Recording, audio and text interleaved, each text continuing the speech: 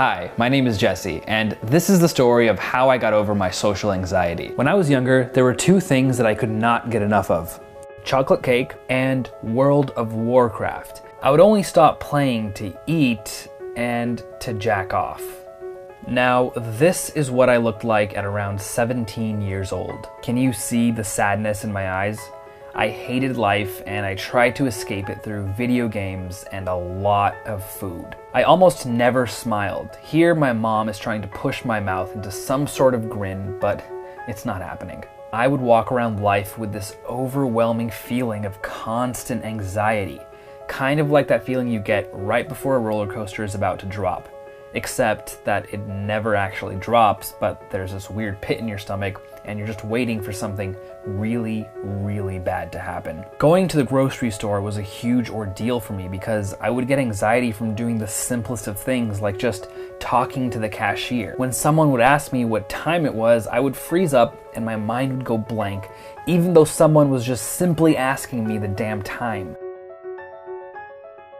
A lot of people experience this, and if you don't, then consider yourself very lucky. And I'm talking about social anxiety. I suffered from it for most of my life. I was constantly in this mental prison, and I always wondered how other people could so freely do things like make friends and talk to strangers. It baffled me. Everything in my life was going well, except for the fact that I couldn't even enjoy it because of the horribleness of social anxiety. Life sucked for absolutely no logical reason. When I was 17, my doctor officially diagnosed me with having social anxiety disorder. The first thing he did was put me on medication.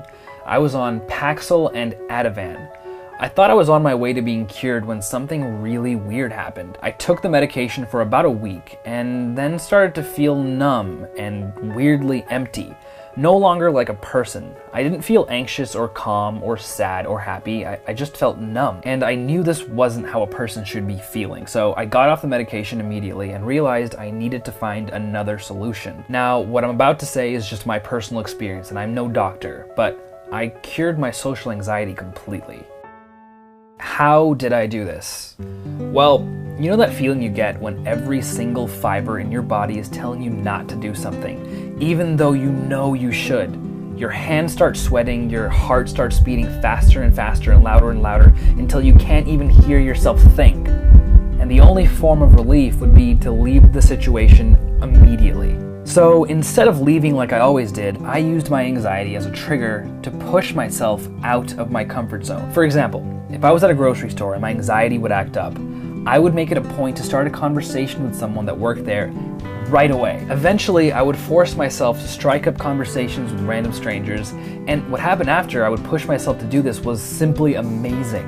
I would leave the conversation or interaction feeling completely exhilarated. It was a feeling of euphoria. I realized that if I just forced myself to do what I didn't want to do, I ended up feeling amazing. Regardless if they liked me or not, I felt on top of the world. It might not even make sense at first or seem relevant on the surface, but it provided me with a mindset that it's okay to talk to people, and that my fears of social situations were complete and utter bullshit. So here's what happens. At first, you'll feel anxiety. That's completely normal. But after a while, that feeling of euphoria that I talked about will be more powerful than any feelings of anxiety.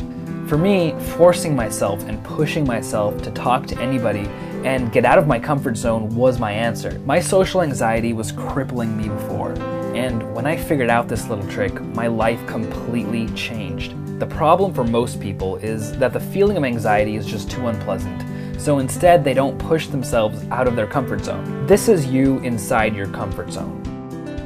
You need to get out of your comfort zone in order to grow as a person. But initially, it won't be easy and it's going to just plain suck. I'm not gonna lie to you. But once you get past this pain period, it gets so much better.